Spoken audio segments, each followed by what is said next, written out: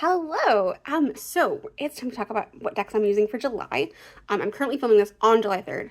So one of these decks, two of these decks I already started kind of working with a little bit, just like a little bit. And I've decided that this month, instead of just like showing you all of them at the same time, I'm going to show you what pairings I think I'm going to work with.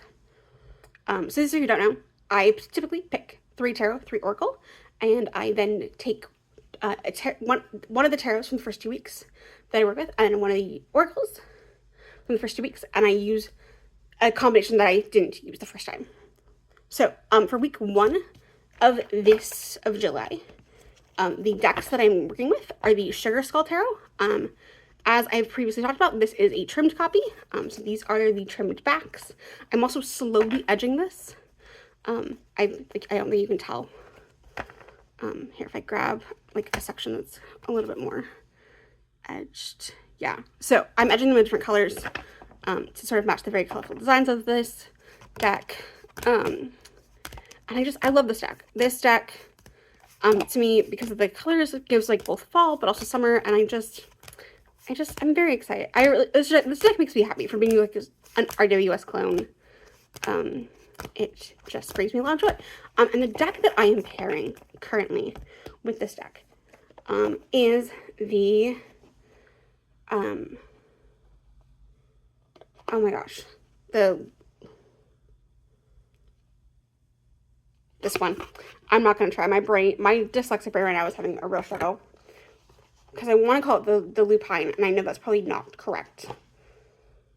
Or maybe it is lupine. Anyway, this is a Luskai Bear deck.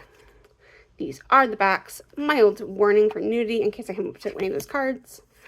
These have keywords in the guidebook, but not on the actual cards, which I kind of like because I've looked at the keywords and they make a lot of sense for the cards.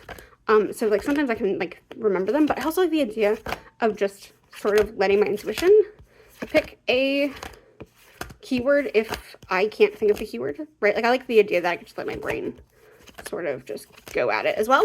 And I think I picked this pairing. Here, I'm gonna show a little bit of this pairing. I think I picked this pairing just because of like of course I picked like one of the more blue colored cards. Just sort of the vibrant tones going on this deck. It seems to like be a deck that might work together. I have, at some point, maybe I'll show this off. I have a spreadsheet where I like have decks that I know I've worked with that I know work well, or decks that I think will work well that I haven't actually tested yet. So this is one of those where I'm testing to see if this is actually a pairing that works. So we'll see how we feel at the end of this week. Then probably next week, because I really want to work this again, we have the Herb Crafters Tarot. This is probably week 2, which means that this or the Skull Tarot is coming back out, but we'll see. This is again a trimmed copy. This is actually a used copy that I got, and the person who owned it before I trimmed it, although I probably would have trimmed it myself. It's always funny because I'll see people, I've talked about this before, but it's always really weird with this deck specifically because I forget that because I got it trimmed, I forget that it's not like this size, and I will see someone's like fully intact version, and I'll be like, oh yeah, that's right, this doesn't look like this normally. But yeah, I love this deck so much. This one comes out year round for me, like it other than like winter. It is a spring, summer, fall deck to me.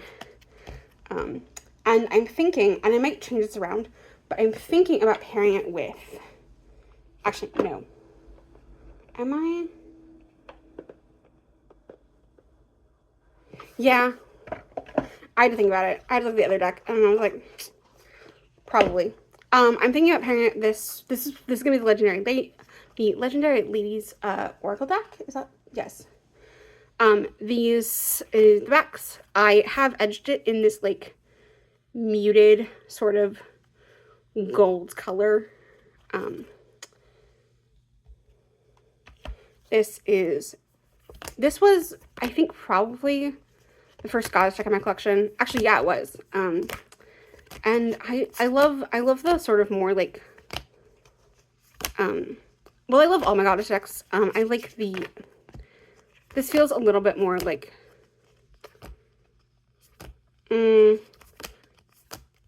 calm and like a little more nurturing than the other ones. I would say the other one that comes close to like this vibe to me is like the Female Folk. But I think that like, I think the bright colors in both are going to look really great together, and I'm kind of excited about that. So then, the third week of this month is going to be this combination, which I'm not sure how I feel about. I realize that this first tarot deck, this tarot deck probably will go better with the lupine, but you know, it's what I picked. I already decided that was the Sugar Skull. This is the Star Spanner Tarot. I'm not gonna lie, I don't use this deck a whole lot, and so I'm hoping that pulling it out and sort of forcing myself to work with it this month will maybe change that. I don't know. These are the backs. They've got this sort of like, they've got a shimmer to them, but they're not like fully holographic. This is, I mean, I really like the art of this deck, but there's a couple cards that just don't feel like they fit in the same like fantasy vibe. Oh yeah, there's like 4 lovers cards, and this is the one I currently have in here. But yeah, I don't know. This was sort of like, I'm not the, normally like the 3 swords and a heart, like the 3 swords and a heart don't bug me, but for some reason in this deck it does. I don't know why. I think it's just because it looks so cartoonish. There's also a couple cards, and let me see if I can find one of them that just like really throw me out of this sort of like fantasy world that this deck has so like lovingly crafted. Of course, now I'm not gonna find it. I know exactly which card I'm thinking of too. And it's in the coins. There's like this like weirdly like modern kid.